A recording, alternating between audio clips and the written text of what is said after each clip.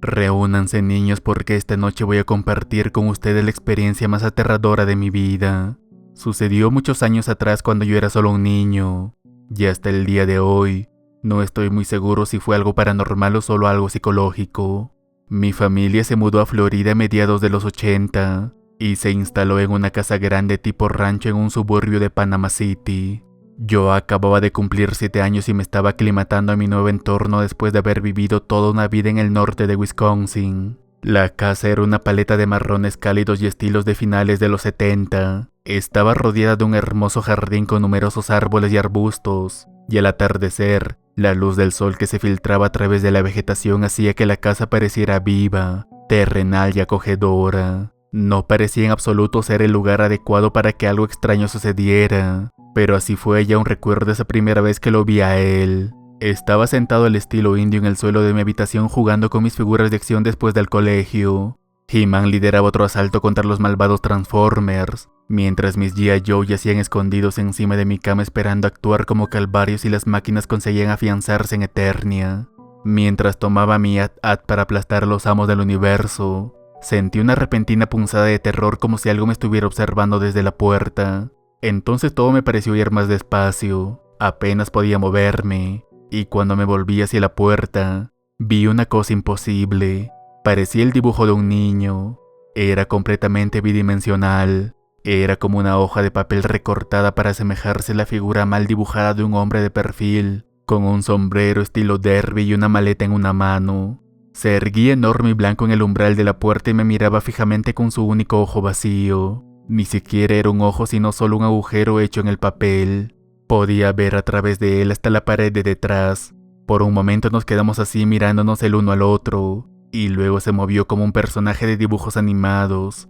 En lugar de moverse como una hoja de papel recortada, sus brazos y piernas pasaban dentro de su cuerpo y luego salían por el otro lado. Me pareció increíblemente rápido, cuando de repente atravesó la puerta y corrió hacia la habitación de mis padres. Permanecí en silencio durante varios minutos. Entonces empecé a gritar. Mi mamá entró corriendo e intentó calmarme, pero mi memoria estaba fragmentada. Mi mamá dice que estuve así durante horas y que al principio pensó que había un intruso en la casa. Fue solo cuando mi papá volvió del trabajo que pude explicarles lo mejor que pude lo que había visto. Mi papá de hecho me hizo dibujarlo en un papel.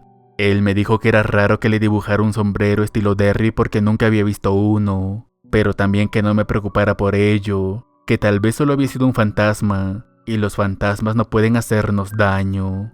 Para ser honesto, creo que él ni siquiera creía que se trataba de uno, pero aún así yo le creí, ya que él era mi papá y los papás lo saben todo. Esa noche me fui a dormir con todas las luces encendidas, y cada vez que el ventilador de mi techo soplaba un trozo de papel de construcción de mi habitación me hundía más debajo de mis sábanas. Al día siguiente el hombre de papel volvió. De hecho, me siguió al colegio y lo vi sentado en clase mirándome desde la puerta y en el recreo por el gimnasio. Cada vez que lo miraba directamente salía corriendo, y aunque nunca vino hacia mí, su presencia era evidente y amenazadora. Nunca había sentido tanto miedo en mi vida, y más aún cuando al volver a casa en autobús lo vi correr al lado nuestro. Pronto llegamos a mi parada y tuve que bajarme solo mientras el autobús se alejaba. Desesperado miré a mi alrededor, pero no lo vi por ninguna parte. Me di la vuelta una y otra vez mientras me dirigía a casa, seguro de que me iba a sorprender por detrás. Pero cuando llegué a la puerta y me di la vuelta listo para tirársela a la cara, nada, no estaba allí. Después de ese día comencé a verlo de manera esporádica. Era como si jugara conmigo. Me había observado el tiempo suficiente como para calcular cuándo me daba la vuelta y desaparecía antes de que pudiera verlo. Aún así podía sentirlo, y sabía que era él porque de vez en cuando veía un borrón blanco por el rabillo de mi ojo, lo suficiente como para confirmar mis temores. Las semanas se convirtieron en meses y los meses se convirtieron en años.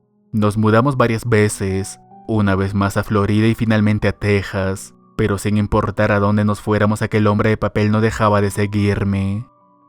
Para entonces ya había dejado de hablar de él con mis padres. Los avistamientos habían estado ocurriendo durante casi 10 años y ya era un adolescente. Mis padres, claro, me llevaron a un psicólogo que no me ayudó en absoluto cuando descubrieron que seguía viéndolo. Pero aquel tipo solo me dijo que era la representación de mi miedo inconsciente de que mis padres se divorciaran. Creo que no hace falta decirles que los avistamientos continuaron, pero sí que desde ese día solo los guardé para mí.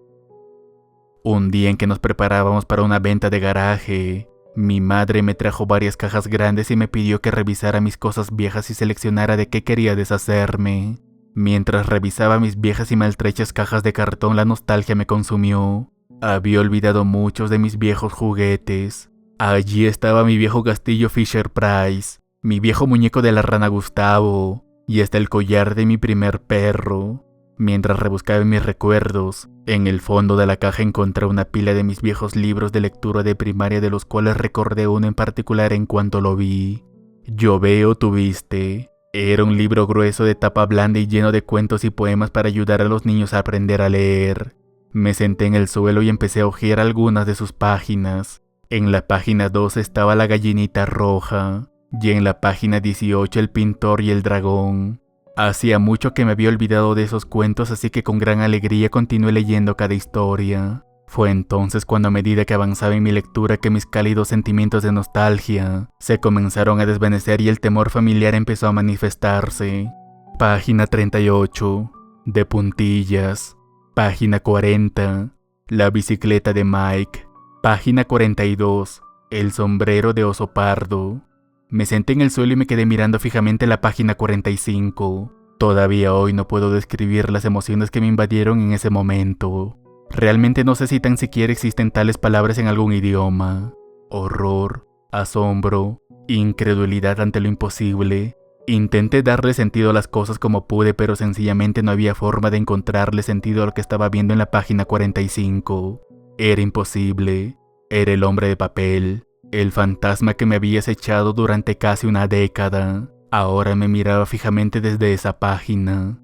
Una pobre ilustración de un libro de lectura para niños de segundo grado. No había forma de negarlo o confundirlo. Era él. Estaba de pie en una puerta toscamente dibujada en lo alto de una escalera. En la mano llevaba esa maleta y en la cabeza ese sombrero. Y en medio de su rostro plano y sin rasgos, su único ojo vacío con el que me miraba fijamente. Mientras más contemplaba aquella ilustración grabándome cada pincelada en el alma, mis ojos se fueron dirigiendo poco a poco a la puerta que había detrás de él y a la escalera en la que se encontraba.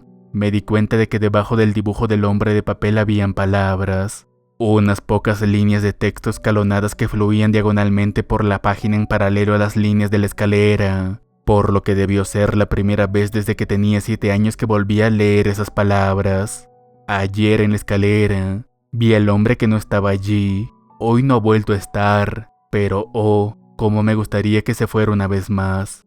A día de hoy sigo sin encontrar una explicación para lo que me atormentó durante la mayor parte de mi infancia. Ninguno de los psiquiatras ha sido capaz de darme una respuesta razonable y, a pesar de que llevo años leyendo libros y estudios de casos paranormales, nunca he encontrado un relato similar. ¿Cómo demonios puede una ilustración cobrar vida y atormentar a alguien? No tiene ningún sentido, pero yo lo viví. Viví esa pesadilla y sobreviví a ella. Nunca lo volví a ver después de eso, y tal vez fue porque por fin había descubierto el origen del fenómeno, y que el hecho de leer el poema y ver la ilustración una vez más, finalmente refrescó mi memoria infantil reprimida y detuvo esa alucinación recurrente, aunque tal vez fue porque quemé aquel maldito libro instantes después en la parrilla de la familia.